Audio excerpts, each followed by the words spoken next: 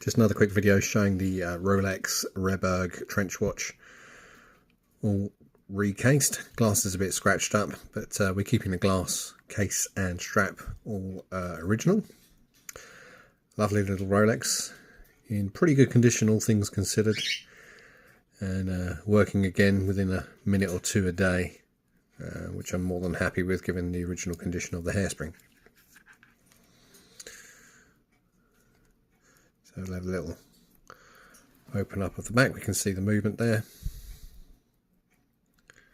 and a nice silver case. Going to go back and make the owner happy, hopefully. It's all back and running again.